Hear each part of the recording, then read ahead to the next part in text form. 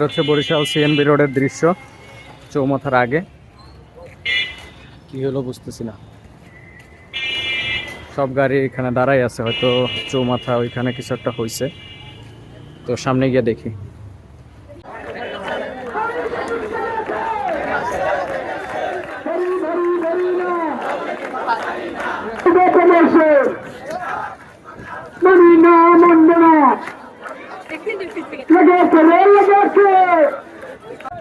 তো এখানে চৌমাথার যেটা হয়েছে সেটা হলো বরিশাল সরকারি পলিটেকনিকের শিক্ষার্থীরা আন্দোলন করতেছে, যার কারণে পুরো রাস্তাটাই ব্লক।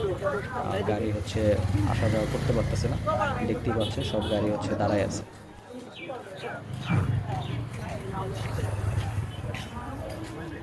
তো এখন হচ্ছে অটোতে উঠলাম টিটিসির সামনে থেকে নতুল্লাবাদ যাওয়ার উদ্দেশ্যে।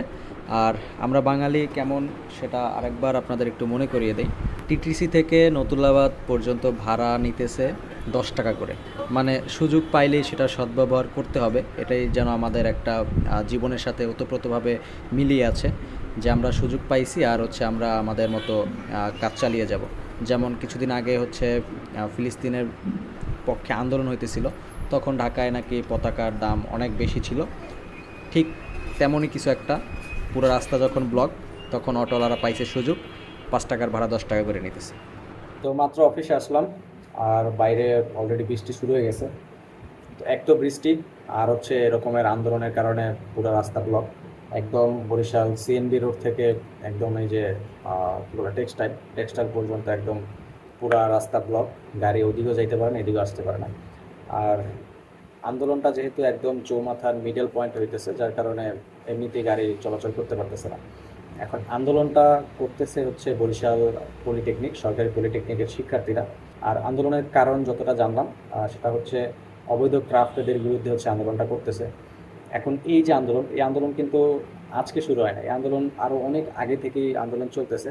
যারা এই জিনিসটার সাথে সংশ্লিষ্ট আছেন তারা আন্দোলন করতেছে, শিক্ষার্থীরা আন্দোলন করতেছে। এই আন্দোলন অনেক পুরনো আন্দোলন। বাট আমাদের আসলে সমস্যাটা কি, আমরা কোনো কিছুই সঠিকভাবে মূল্যায়ন করি না।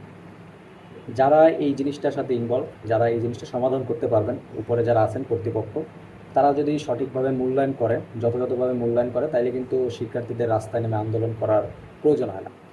এখন তারা কেন আসলে এটার গুরুত্ব দিচ্ছেন না, এটা আমি বলতে পারবো না, তারাই খুব ভালোভাবে বলতে পারবেন। তো সর্বোপরি আন্দোলন হলে সাধারণ জনগণেরই ভোগান্তি হয়, কারণ জনগণ